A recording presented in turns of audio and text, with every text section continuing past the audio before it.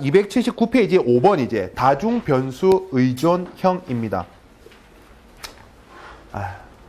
요즘에 카스에 보니까 근데 여자분들 진심인지는 모르겠는데 카스에 그 보면 그 사진이 많이 캡처를 하던데 여자분들 그 김대중 전 대통령하고 이기호 여사랑 그 글 본 적 있죠, 그죠? 요즘에 의외로 갑자기 그거를 많이 푸셔가지고 올린다는 소리는 자기도 그런 여자라는 뜻인가요?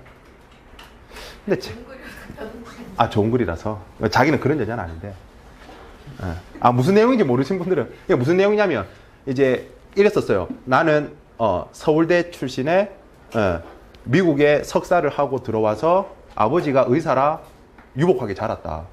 근데 내가 좋아하는 사람은 고졸에 지금은 직업도 없고 그리고 애도 그러니까 걔는 초혼이 아니고 이제 재혼이고 중학생 애도 둘 있고 근데 나는 이 남자를 사랑하는데 내가 알고 있는 모든 사람은 이 결혼을 반대한다.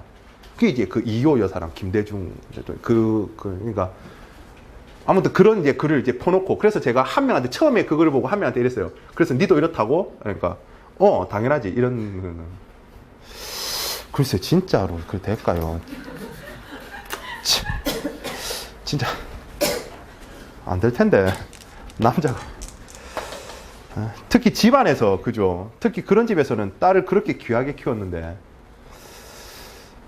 이상한 놈한테 이상한 논팽이한테 그죠? 안 줄 텐데 일단 모르겠습니다.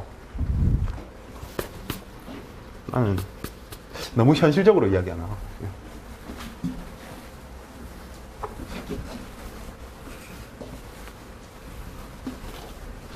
당연히 뭐 자식까지는 부모 마음이야 똑같죠. 우리 자식이 최고죠, 그죠? 저도 집에 가면 뭐 어머니는 뭐 네가 최고다 합니다. 고맙다 하죠 항상 어머니한테. 자, 다중변수 의존형 한번 보도록 하겠습니다. 자, 다중변수 의존형은 종류는 뭐 무지개, 그러니까 종류만 좀 일단 외워두시면 될 것 같아요. 무지개, 포트폴리오, 바스켓, 스프레드, 콘토. 괜히 콘토 크게 쓰는 거 아니다, 그죠? 중요하니까 저렇게 키워놨습니다. 그리고 다른 글자보다는 다른 글자는 여러분들 크기, 이 글자는 제 머리통만한 크기 이렇게 키워놨습니다. 그래서 무지개는 아까 이야기했죠. 둘 이상의 기초자산 중에서 가장 높은 가격으로 수익이 결정되는 거예요. 그러니까 간단한 예를 들어서 어떤 옵션이 두 개의 지표, 독일 지수랑 다음에 영국 지수, FTSE, 영국 지수 두 개를 가지고 우리가 결정을 한다. 기초자산 두 개죠. 그런데 여기는 15% 수익이 났고 여기는 10% 수익이 났어. 그러면 수익 결정은 이걸로 나는 이러한 형태가 바로 무지개 옵션이다라는 거죠. 뭐 별거 없죠, 그죠? 무지개. 그다음에 포트폴리오 옵션과 바스켓 두 개가 비슷한데 포트폴리오 옵션은 수량으로 가중치, 즉 무슨 이야기냐? 콜 옵션은 S-X인데 여기다가 앞에 뭘 곱해준다? 수량을 곱해준다는 거죠. 포트폴리오 옵션은. 다음에 바스켓 옵션은 앞에다가 뭘 곱해준다? 투자 비중을 곱해준다라는 거죠. 왜냐하면 그러니까 여러 개일 거 아니에요. 여러 개일 거. 여러 개면 A와 B와 C에 뭐 3대 3대 4로 투자할 수도 있고, 그죠? 그러면 뭐 A에는 3이니까 3 곱하고 이렇게. 그래서 비중을 수량으로 두느냐, 가중치, 즉 그러니까 비중으로 두느냐, 이 차이다라는 거죠. 그러면 포트폴리오 옵션은 수량이니까 이거 제가 외울 때는 옛날에 포수 이름이 뭐냐면 바비. 포수 이름이 바비 이렇게 외운 거죠. 포트폴리오는 수량, 바스켓은 비중 이렇게 외웠었습니다. 왜냐하면 이게 실제로 파생상품 투자 상담사에서는 옛날에 여기에 또 뭐도 있었냐면 마돈나 옵션이라는 것도 있고요. 그다음에 피라미드 옵션도 있거든요. 헷갈리잖아요. 또 마돈나는 뭐지? 또 피라미드는 뭐지? 피라미드는 뭐냐면 절대값 씌운 거거든요. 수익이. 그러니까 기초자산이 오르고 떨어지고가 중요한 게 아니라 얼마나 멀어지느냐가 중요한 거예요. 얼마나 멀어지느냐. 이게 피라미드 옵션. 외우기 힘들잖아요. 그래서 이렇게 외우죠. 피라미드 옵션은 피라미드. 피라미드는 절대군주. 파라오의 무덤이니까 절대값. 뭐 이렇게 외우고. 그다음에 마돈나는 도저히 할 게 없는 거예요. 마돈나는 뭐냐면 이렇게 돼 있거든요. 제곱 해놨거든요. 제곱. 그래서 도저히 마돈나랑 제곱이랑 뭔 상관이에요. 그죠? 그래서 마돈나는 뭐 짜장면 꽃배기를 좋아한다. 뭐 이런 식으로 이제 외우고 했었는데 아무튼 여러분 여기서는 그건 필요 없고 피라미드하고 마돈나는 파생 가서 하시고 여기서는 포수 이름이 바비. 메이저리그의 아주 유명한 포수 이름이 바비라고만 일단 외우시면 되겠습니다. 그 그 다음에 스프레드 옵션은 두 기초자산 가격 차이에 의한 거고, 그죠? 스프레드 옵션. 뭐, 스프레드란 말을 아실 거니까. 자, 여기까지는 그냥 이 정도 알아두면 되고, 중요한 건 퀀토 옵션. 뭐, 퀀토, 뭐, 발음하기 나름이죠. 그러니까 어떤 약어냐. 약어인데, 퀀토가 quantity adjusted. quantity 아니, 이제 영어로 하면 본발음만 하면 되지. T가 R, 리을로 있구나. 코럴이 나이 들어갔는데. 아무튼, quantity adjusted의 약어입니다. 여기 있는 거. 그래서 수량 조절에 의한, 그냥 수량 조절 옵션이라는 소리죠. 말하면. 퀀토 옵션. 그래서 수익은 하나의 기초 자산에 의해서 결정이 되고, 위험에 노출된 정도나 크기는 다른 자산에 의해서 결정이 되는. 이거예요, 그냥. 그러니까 시험 지문에 수량 조절 옵션의 약으로서 수익은 하나의 기초 자산, 위험에 노출된 정도나 크기는 다른 자산에 의해서 결정되는 옵션이 뭐니? 답은 3번 퀀토 옵션. 이렇게 되는 거죠. 완전 간단하죠. 이제 무슨 말이냐고 하면, 그래도 또 무슨 말인지 좀 알아야 되니까. 예를 들어서, 니케이 지수가 있다. 니케이 225 지수가 있는데, 퀀토 옵션이 이 니케이 225 지수가 1포인트 오르면 수익을 주는데, 1포인트당 예를 들어서 1달러를 준다. 자, 이러면 수익은 니케이 225 지수에 의해서 결정이 되죠. 그죠? 니케이 225 지수가 뭐 예를 들어서 10,000포인트에서 11,000포인트가 되면 1,000포인트 오른 거잖아요. 그죠? 수익은 이렇게 결정이 돼. 근데 위협에 노출된 정도나 크기. 근데 주는 돈은 1포인트당 뭘 준댔냐면 달러를 줘요. 그죠? 그러니까 1,000포인트가 오르면 1,000달러를 받는다는 소리죠. 그러니까 달러에 대한, 그러니까 환율에 대한 어떤 위험, 이런 거에 노출되는 거죠. 그죠? 그래서 수익은 하나의 자산에 의해서, 위험에 노출된 정도나 크기는 다른 자산에 의해서, 즉 달러에 의해서 결정이 된다는 부분. 이런 게 퀀토 옵션입니다. 자, 이렇게 하면 5번도 했고, 다음에 아까 잠깐 이야기했지만 복합 옵션은 옵션에 대한 옵션이라고 했죠. 그래서 옵션에 대한 옵션은 뭐냐면, 아까 뭐 콜온콜 이러면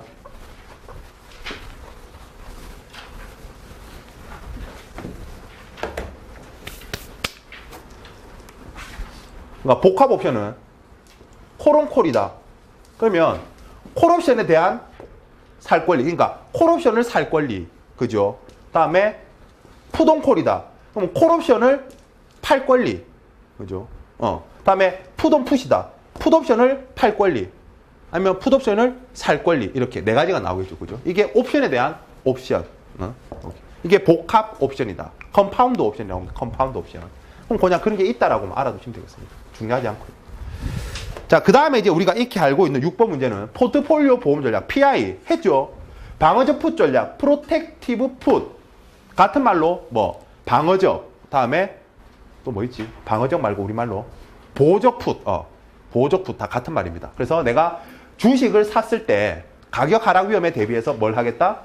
풋 옵션을 매수하겠다. 그러니까 이제 여러분들이 이제 다 배웠으니까 이제 이런 게 이해되셔야 되죠. 내가 주식을 하나 샀는데 가격 하락에 대비해서 풋 옵션을 매수했다라는 거죠. 그러면 합성이 된다, 그죠? 합성이. 그래서 밑에는 퉁쳐진다. 그리고 올라가면 수익이 된다. 마치 콜 매수와 같은 수익 구조가 나타난다라는 거죠. 그죠? 콜 매수와 같은 수익 형태가 나타난다. 자, 그 다음에 이자 추출 전략은 그냥 내가 채권을 사고 이자 부분으로 뭘 산다? 콜 옵션을 사겠다. 그래서 이자 추출 전략이라고 한다. 캐시 익스트랙션이라고 한다. 다음에 동적 자산 배분. 채권과 주식을 가지고 마치 옵션에 투자하는 것처럼 꾸미는 거다.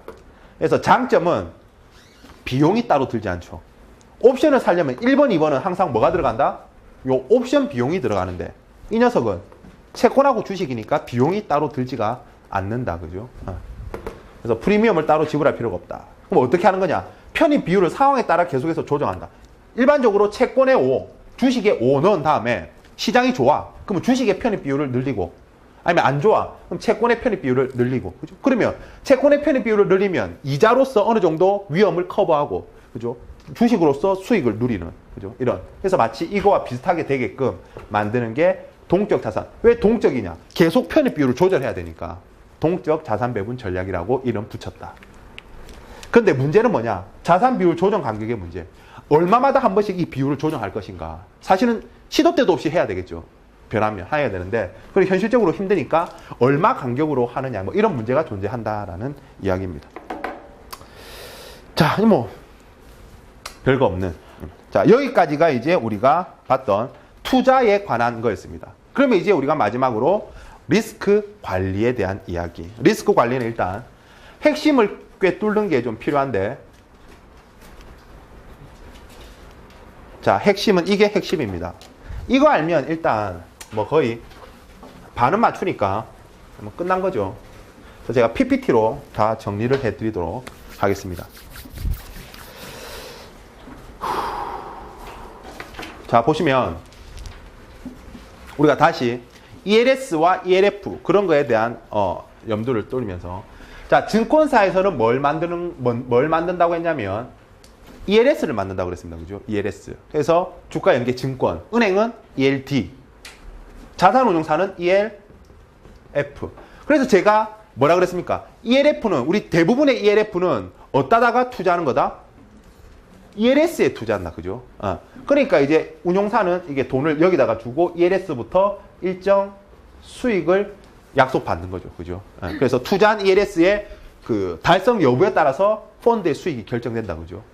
그러면 판매사는 투자자한테 이 ELF를 팔고 투자자는 돈을 주겠죠. 그럼 판매사는 얘한테 돈을 주고 그 돈이 또 일로 들어가겠지 뭐. 그죠?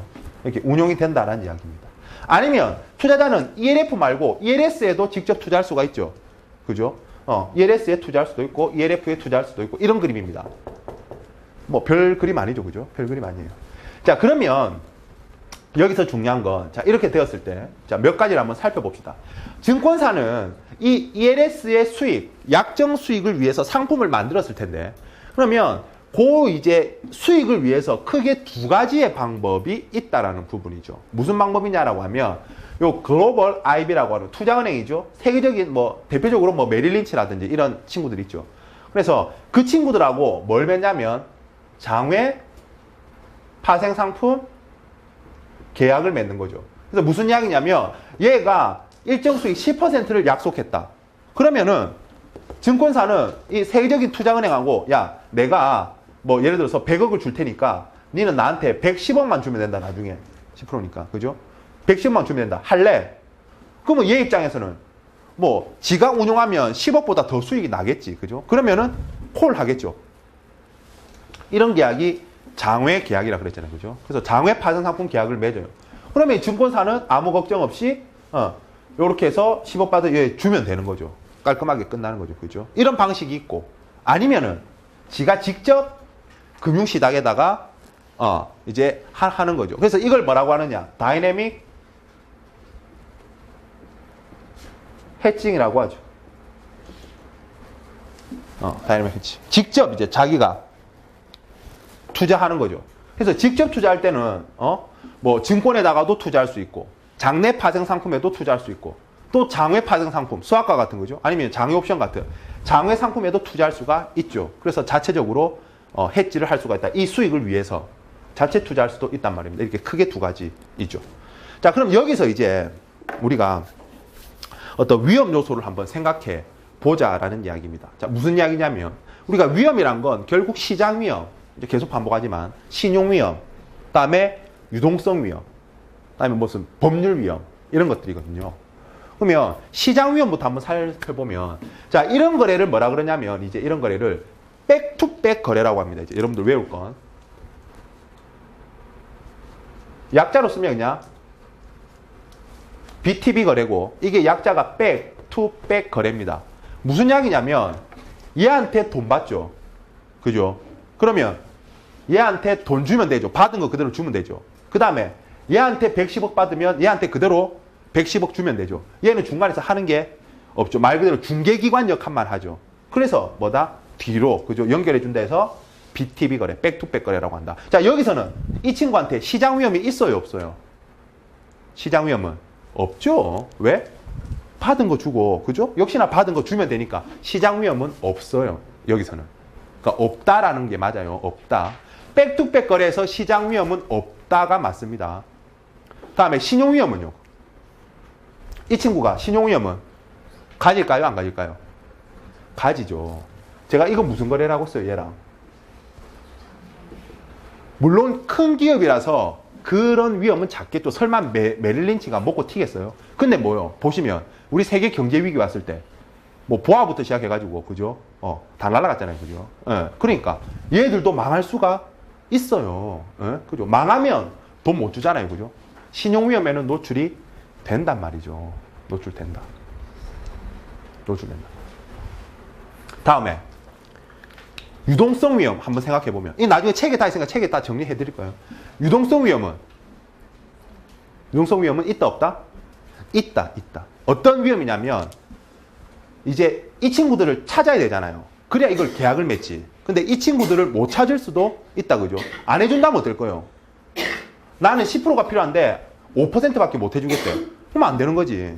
이런 것, 그러니까 못 찾을 위험, 그런 유동성 위험이 존재한단 말이죠. 다음에 법률 위험 존재합니다. 결론적으로 뭐냐면 이거 계약서의 차이죠. 무슨 이야기냐면 여기는 이제 국내에서 우리가 이제 그냥 ELS 상품 가입하는 거잖아요. 우리 국내 계약서 쓰고. 근데 이쪽은 뭐겠어요? 국제 계약이죠. 국제 장외 계약이죠. 그러니까 이때는 이제 뭐 ISPP 같은 이제 국제 계약서 표준 양식 같은 것들을 사용하기 때문에 이게 국가적으로 다 이제 단어도 틀리고 하니까 혹시나 계약서를 잘못 써가지고 실수할 위험이 존재한단 말이죠. 그래서 법률 위험이 존재한단 말입니다. 존재한다. 이제 이런 이야기들이에요. 그러니까 자 여기 백투백 거래소는 뭐만 없어요? 시장 위험만 없어요, 그죠? 자 그리고 다이내믹 해칭에서는 결론부터 이야기하면 다 있어요, 다 있어요. 왜냐하면 자 보세요, 시장 위험. 얘가 투자를 했어. 잘못됐어. 그러면 시장 위험이지, 그죠? 투자를 했는데 수익이 생각했던 대로 잘 안 날 수 있잖아요. 그러니까 시장 위험이 존재한다라는 거고. 다음에 신용위험 마찬가지죠. 얘는 그러니까 증권하고 장내 파생 상품에 투자할 때는 신용위험이 안 생기겠지만 얘가 장외 파생 상품에 투자한다면 그 상품에 대해서는 또 신용위험이 존재한다라는 부분이고. 다음에 유동성 위험은 마찬가지로 내가 투자를 해야 되는데 그런 상품을 못 찾아. 그러면은 유동성 위험이 발생하죠. 그리고 이런 유동성 위험도 발생하죠. 손실이 생기면 빨리 100억을 땡겨야 되는데 손실 때문에 70억밖에 못 땡겨. 그런 유동성 위험도 존재합니다. 그죠? 아무튼 유동성 위험 존재하고. 법률 위험 마찬가지죠. 여기서도 계약서가 다르기 때문에 법률 위험이 존재합니다. 그러니까 다이내믹 해칭에서는 모든 위험이 다 존재한다. 그러니까 뭡니까? 이유는 그러니까 우리가 이 과목에서 하는 거는 이런 리스크들이 존재하기 때문에 그런 걸 관리를 잘 하자라는 거죠. 잘 하자. 그거고. 그 다음에 시험에 잘 나오는 게 지금 이 두 개인데 이건 이제 이해하고 계시면 머릿속에 이해하고 계시면 다른 것들은 그냥 다 말로써 이제 이어 붙일 수가 있어요. 그냥 그것만 딱 이해하고 있으면 되고. 그리고 이제 이 funded swap이란 말과 unfunded swap이란 말이 있는데요. 요거 개념 숙지하셔야 되면 시험에 의외로 잘 나옵니다. 자, funded swap이라는 건 뭐냐면 투자 원금을 포함한 모든 금액을 투자하는 방식을 funded swap이라고 합니다. swap은 교환이잖아요. 그러니까 무슨 이야기냐면 여기서 보시면 그림에서 내가 증권사가 이 글로벌 IB한테 얘한테 100억을 받았으면 이 100억을 다 줘버리는 거죠. 그리고 나중에 110억을 받기로 하는 거죠. 원래 기존에는 이렇게 했단 말이죠. 그런데 이러다 보니까 얘가 망했어. 세계 금융위기 때 망하니까 어떻게 돼요? 돈을 못 받았어요. 그러니까 이제 같이 무너지더라는 거죠. 같이 날아가더라는 거죠. 그래서 안 되겠다. 그래서 뭐다 이거? 투자은행 파산 시 원금 손실. 그래서 미국발 금융위기 이전에 사용하던 방식이다. 그래서 이제 금융위기를 한번 겪고 나서 한번 뒤보고 나서는 야, 안 되겠다. 어떻게 했냐면 unfunded swap 방식으로 하자로 바뀐 거죠. 뭐냐면 원금은 지가 갖고 있어요. 안 줘요. 투자 원금은 증권사가 보관해요. 대신 그냥 같이 변동분만 서로 정산하자고 하는 거죠. 서로 정산하자. 그러니까 차익 결제하잖아요. 차익 결제. 그러니까 나중에 만기되면 그냥 10억만 달라는 거죠. 10억만 달라. 이제 이런 식으로 하자는 겁니다. 그래서 손실금액은 파생상품 부분만. 그러니까 그렇게 되면 얘가 망하더라도 원래 받으려고 했던 그 이자만 못 받는 거니까 피해가 줄더라는 거죠. 그래서 최근 사용하고 있는 방식이다.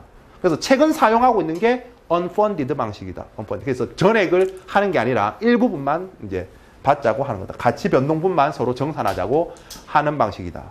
그래서 funded swap과 unfunded swap의 개념 차이를 숙지하시면 되겠습니다. 자, 그리고 여기서 또 이제 하나 더 이거는 이제 증권사 이제 발행 회사랑 관련된 거고. 자, 운용사와 관련해서 자, ELF죠. 운용사는 자, 그럼 여기서 이제 어떤 문장이 이제 제일 중요하냐면, 자, 운용사는 말 그대로 펀드이기 때문에 실적 배당이죠. 그러니까 얘가 잘못하면 얘한테 책임이 있어요, 없어요? 운용을 잘못하면 얘한테 책임이 없죠. 그 펀드에, 그러니까 그 잘못했을 때 책임은 다 누구 책임이냐면 투자자. 그 말하고 같은 말은 펀드의 몫이다도 같은 말이에요.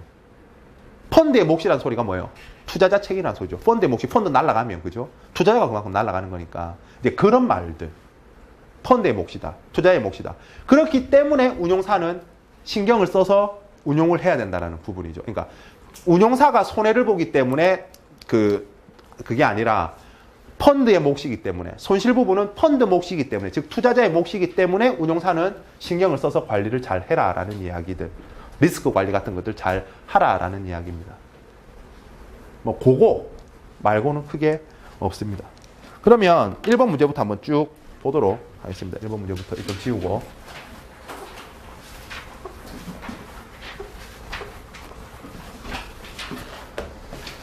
자, 1번 문제 보시면 1번에 unfunded swap은, 그죠? 파생상품 부분만 따로 떼어내서 거래를 체결하는 방식으로 최근에 쓰이는 형태. 이제 이런 게 맞는 지문이다라고 이제 이렇게 이해하시면 된다라는 이야기죠. 핵심을 알고 있으면. 그 다음에 두 번째, 최근에는 파생상품의 기초자산 종류에 제한을 두고 있지 않다. 맞습니다, 이건 그냥. 네. 그래서 제가 이야기했죠. 저번에 한 것 같은데, 측정 가능하면 전부 다 기초자산이 될 수 있다라고 했죠. 측정 가능하면. 그래서 뭐 크리스마스에 눈이 온다면, 그죠? 뭐 케이크 팡팡, 이것도 파생상품이 될 수 있다라고 했습니다. 날씨, 기후, 이런 거 된단 말입니다. 다음에 3번. 파생결합증권을 발행한 증권사가 동일한 수익구조를 가진 장외 파생상품 거래를 통해 다른 거래 상대방에게 위험을 전가하는 방식을 자체증이 아니라 백투백 방식이란 말이죠. 백투백 방식. 그래서 1번 그림 말입니다. 1번 그림.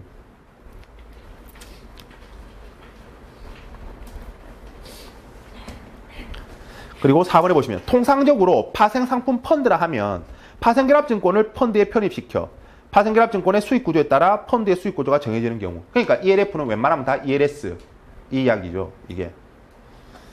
그러니까 밑에 해설, 그림하고 설명 잘 제가 요약해놨으니까 잘 한번 읽어보시고요. 자, 넘어가서 2번 문제. 이제 파생결합증권 발행사의 리스크 관리입니다. 그래서 다시 한번 정리해보면 이 문제가 이거예요. 그냥 앞에 보시면 제가 따로 다시 문장으로 정리해뒀는데, 자, 백투백을 거래하면 시장 리스크, 시장 상황과는 무관하게 계약이 이루어지므로 완벽 제거가 가능하다. 해도 맞는 말이란 말입니다. 괜히 또 찔려가지고 이 틀린 문장 아니야가 아니라 완벽 제거 가능하다. 대신 다른 건 다 있단 말이에요. 그러니까 시장 리스크는 신경 쓸 필요 없단 말입니다. 백투백 거래에서는. 근데 신용 리스크는, 자, 발행사는 발행 증권에 대해서는 신용 리스크가 없지만, 그러니까 ELS는 뭐예요? 지가 발행하는 거죠. 지가 발행하니까 지금 발행하는 입장에서는 신용 위험이 없죠. 그죠? 그런데 장외 파생 상품 거래 상대방 채무 불이행 위험, 그죠? 그 투자은행이 망하거나 돈 안 주면 그런 위험은 있죠. 그러니까 신용 리스크 있단 말입니다. 그렇기 때문에 위험을 경감하기 위해서는 unfunded swap 방식을 사용한다든가 아니면은 담보 제공 계약, 담보를 받는다든가, 그죠? 이런 걸로 위험을 신용 위험을 경감할 수 있다란 소리죠. 신용을 경감할 수 있다. 다음에 법률적 리스크. 자, 계약서에 의한 법률적 리스크가 존재한다. 아까 이야기했죠. 왜? 계약서 양식이 상이하기 때문에. 그래서 표준 계약 방식도 있고 표준 계약 방식을 쓰기 어려울 때는 롱폼 컨퍼메이션, 즉 약식 방식도 있다라고 알아두시면 되겠습니다. 네, 이런 게 있다. 표준 계약 방식, 그 ISBP 이야기하는 거. 다음에 유동성 리스크. 현금 흐름 유동성 리스크는 없다. 왜? 받은 거 주면 되고 받아서 다시 주면 되니까. 그런데 상품 유동성 리스크는 존재한다. 무슨 이야기다? 장외 파생 상품, 거래할 상대방을 못 찾으면 계약을 못 하는 거니까 상품 유동성 리스크는 존재한다라는 이야기죠. 요거 이제 백투백 거래할 때 리스크입니다. 그러니까 이런 리스크를 이제 관리해야 되는 거니까 이렇게 관리하는 거죠. 신용 리스크는 뭐 이렇게 관리하는. 그다음에 자체 해지 시에는 똑같은데 시장 리스크, 운용 결과에 따라 손익이 크게 달라지죠. 지가 잘했으면 이익이 날 거고 못했으면 손해가 나니까 리스크 관리 기법을 모두 활용해서 시장 리스크를 관리를 잘해라 소리입니다. 한번. 그다음에 신용 리스크. 자체 해칭 방법에 따라서 존재 가능하다. 그래서 자체 해칭 시 뭐 장외 파생 상품에 투자했다. 그러면 신용 리스크 생기는 거죠. 다음은 법률 리스크는 역시 존재하고 계약서에 따라서 유동성 리스크는 둘 다 현금 흐름 유동성, 상품 유동성 둘 다 존재한다. 아까 설명드린 부분이고. 자, 이게 이제 2번 문제와 여러분들 3번 문제에 대한 이야기입니다.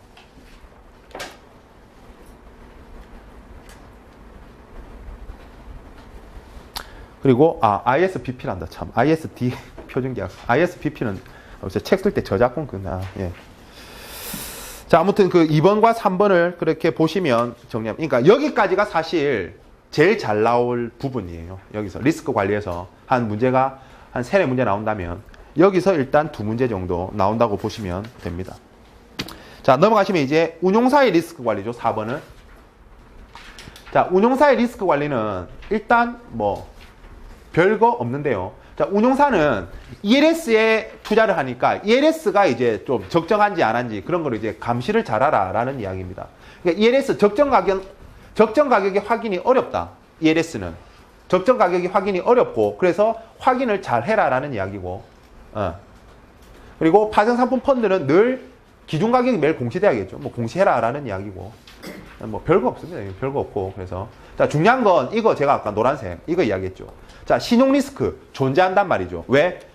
펀드는 ELS에 투자를 했는데 그 발행사가 수익을 안 주면 못 받는 거죠. 그죠? 그런 이제 신용 위험이 존재해요. 그런데 그 신용 위험은 펀드의 몫이란 말입니다. 투자자의 몫이기 때문에 운용사는 투자자를 대신해서 신용 리스크 관리에 신경 쓰란 말입니다. 근데 시험 지문에 신용 리스크는 운용사의 몫이므로 운용사는 열심히 관리를 해라. 이런 틀린 표현이란 말입니다. 왠지 맞는 것 같지만 그런 거 주의하시면 됩니다. 노란색만 주의하시면 되겠습니다. 뭐 이렇게까지 이야기했으니까 이제 뭐 알겠죠.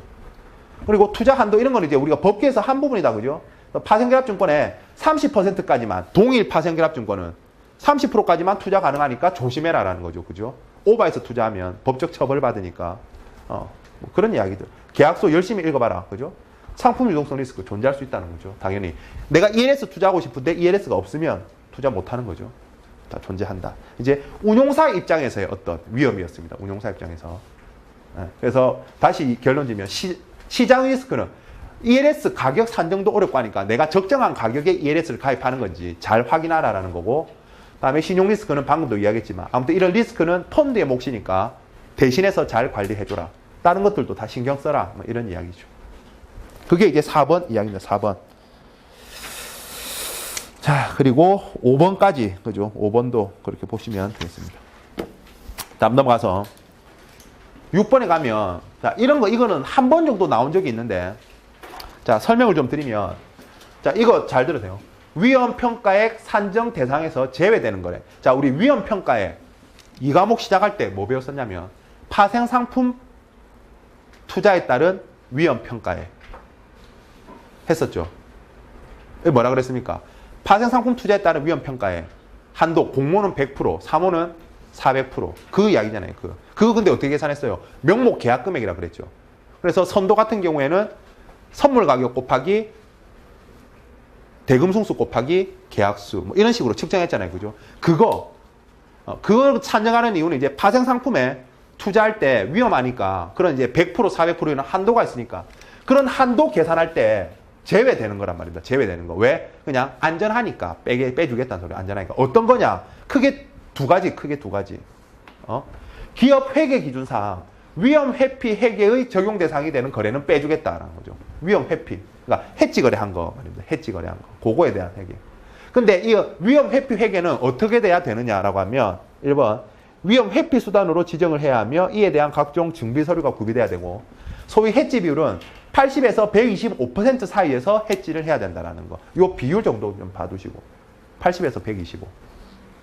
그리고 포트폴리오에 대한 위험 회피도 인정한답니다. 그래서 위험 회피 회계에 적용 대상이 되려면 이런 것들을 만족하면 된다. 이런 것들을 만족하는 위험 회피 회계에 적용 대상이라면 위험 평가액 산정할 때 빼주겠다.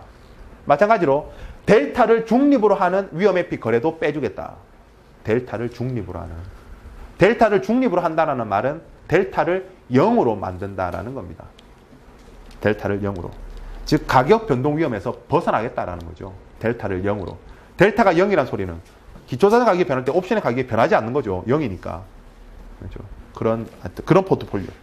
아무튼 이건 그냥 이렇게 그냥 외워두시면 되는 거라. 뭔가 말이 이해 안 되고 어렵다라고 하면 넘어가셔도 됩니다. 그냥 숫자 정도만 한번 봐두시고 델타 중립이란 말만 좀 잘 봐두시면 돼요. 그러니까 용어만 딱 봐두시면 되죠. 제외된다. 뭐가? 위험 회피 회계. 델타를 중립. 그리고 위험 회피 회계는 80에서 125. 해지 비율이. 이렇게만 외워두시면 되겠습니다. 그게 6번. 다음에 7번은, 이게 7번은 우리가 법규에서 한 거죠. 법규에서. 위험지표, 공시하는 거. 계약금액, 만기시, 손익구조. 시나리오별 손익구조. 다음에 그죠? 그리고 위에 두 개는 이 길까지. 밑에 두 개는 매일 공시. 어디에다가? 인터넷 홈페이지에다. 다 했어. 다 외우고 있어요. 그 7번 문제는 그 중에 하나. 그리고 이제 판매사의 리스크 관리인데요. 판매사는 당연히 시험에 나올 게 없어. 왜? 판매사가 위험이 있어요. 판매사는 뭐 하는데요? 판매하는 데잖아요. 판매하는데 위험이 뭐 있어? 그러니까 뭐만 하면 돼요? 얘는 잘 팔면 돼요. 잘 팔면.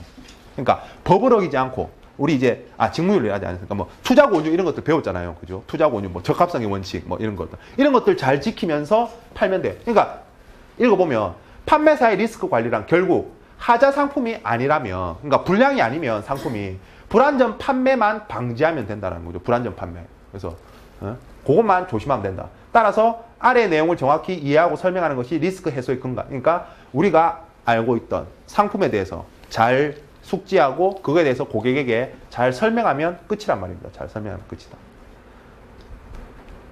이런 것들은 몰라도 되고요. 끝났네? 그럼 또 뭐 하나 있는데, 뭐가 하나 있냐면 그렇지. 저 289페이지 가면 환 리스크 해지 이야기가 나오죠. 환 리스크 해지. 자, 환 리스크 해지에서 그냥 개념을 하나 박아두면 되는데, 일단 우리가 외화 자산이라, 그러니까 외국에 있는 자산에 투자할 때는 리스크 해지를 해야 된단 말이죠.